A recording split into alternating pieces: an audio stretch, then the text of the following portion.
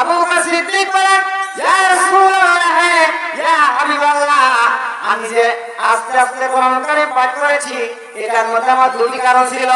হযরত ওমর ফারুক রাদিয়াল্লাহু তাআলা বলেন, ইয়া রাসূলুল্লাহ, ইয়া হাবিবাল্লাহ, আমি যে জোরে জোরে কোরআন পড়েছি, জোরে জোরে তেলাওয়াত করেছি, আমার দুটি কারণ ছিল। চ্যানেল ঝাড়ফুঁক চিকিৎসা, সকল রোগের শিফা, কোরআনের শিফা। সাবস্ক্রাইব করুন এবং পাশে থাকুন। ধন্যবাদ। আকিমিস সালাতা লিদুলুকি শামসি ইলা গাসাকিল লাইল ওয়া কুরআনা ফাজর ইন্না কুরআনা ফাজর কানা মাশহুদা। আল্লাহু আকবার। আল্লাহ রাব্বুল আলামিন এরপর রাব্বুল আলামিন নবীকে বললেন, ও নবী, আপনি কি করবেন? সূর্য ঢলে যাওয়ার পর থেকে, মানে বেলা ডুবার পর থেকে আপনি নামাজ কায়েম করবেন। আপনি রাতের মধ্যে জাগ্রত হয়ে আপনি কোরআন কারীম পাঠ করবেন। হয়তোবা আপনার রব, আপনার মহান রব আপনাকে মাকামে মাহমুদে পৌঁছাবে। বলেন সুবহানাল্লাহ। আল্লাহ সুবহানাহু ওয়া তাআলা কি বললেন? সূর্য ঢলার পর থেকে শুরু করে নামাজ পড়তে হবে, কোরআনে কারীম কি করতে হবে? পাঠ করতে হবে।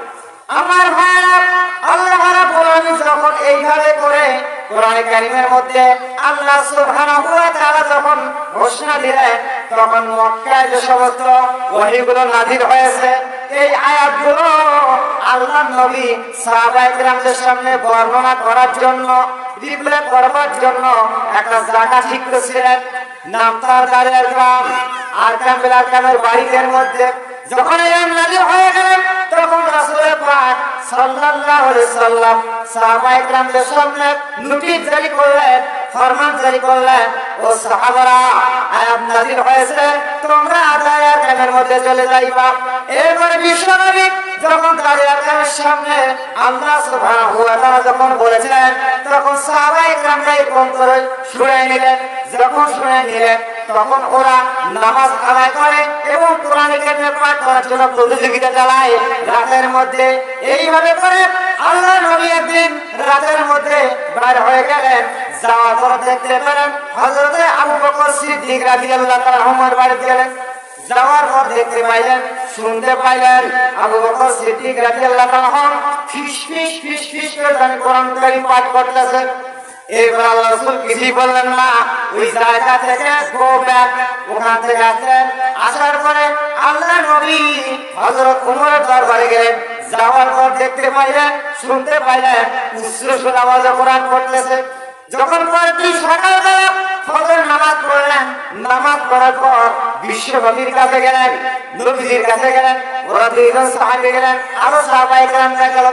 এরপরে নবীজি বললেন, ও আবু বকর, ও ওমর, গতকাল রাতের মধ্যে আমি তোমার ঘরের সামনে গিয়েছিলাম। নবীজি যখন নামাজ শেষ হয়ে গেল, ফজর নামাজ পড়ার পর হযরত আবু বকর সিদ্দিককে বললেন, আবু বকর, গতকাল রাতের মধ্যে তোমার বাড়ির ঘরের সামনে গিয়েছিলাম, কিন্তু তুমি ফিস ফিস করে কোরআন পড়তে কারণ কি? হযরত আবু বকর সিদ্দিক রাদিয়াল্লাহু তাআলা আনহু দাঁড়ায় গেলেন। আবু বকর সিদ্দিক বলেন, ইয়া রাসূলুল্লাহ, ইয়া হাবিবাল্লাহ, আমি যে আস্তে আস্তে কোরআন কারীম পাঠ করেছি, এটার মধ্যে আমার দুটি কারণ ছিল। একটা কারণ হলো আমি তাকে শোনার জন্য তাকে শুনাই ফেলেছি।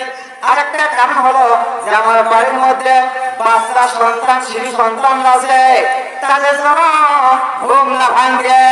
সুবহানাল্লাহ। এরপরে বিশ্বনবী হযরত ওমরকে বললেন, ওমর রে, তোমার দুয়ারের সামনে গেলাম, কিন্তু তোমার কণ্ঠ থেকে উচ্চস্বর আওয়াজে পাইলাম কারণ। হযরত ওমর ফারুক রাদিয়াল্লাহু তাআলা বলেন, ইয়া রাসূলুল্লাহ, ইয়া হাবিবাল্লাহ, আমি যে জোরে জোরে কোরআন পড়েছি, জোরে জোরে তেলাওয়াত করেছি, আমার দুটি কারণ ছিল। এক নম্বর কারণ হলো যাতে করে আমার ঘুমে ডিস্টার্ব না হয়, আর একটা কারণ হলো যাতে করে শয়তান আমাকে ডিস্টার্ব না দেয়। বলেন সুবহানাল্লাহ।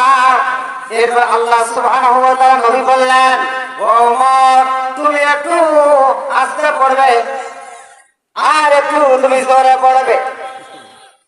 সম্মানিত উপস্থিতি, আপনারা দোয়া করবেন। আমি ইনশাআল্লাহ প্রত্যেকটা কম বেশি মাহফিলের অবশ্যই সঙ্গে আছে, আপনারা দোয়া করবেন আমি যেন এরকম আগামী দিনে কোরআন হাদিসের কথাবার্তাগুলো সুন্দরভাবে বলতে পারি। আর শুধু শুনলে বললে হবে না, এগুলো কি করতে হবে? আল্লাহ পাকের হুকুম মাফিক করতে আমাদেরকে ইবাদত আমল করা লাগবে। আল্লাহ সুবহানাহু ওয়া তাআলা ইবাদত আমল করার তৌফিক দিন। আমিন। আকুলু কওলি আস্তাগফিরুল্লাহ লি ওয়া লাকুম ওয়া লিল মুসলিমিন ওয়া আখিরু দাওয়ানা আলহামদুলিল্লাহি রাব্বিল আলামিন। আসসালামু আলাইকুম ওয়া রাহমাতুল্লাহি ওয়া বারাকাতুহু। ধন্যবাদ ভাইকে মহামূল্যবান কথা বলার জন্য। আসলে সময় খুব দিনের বেলায়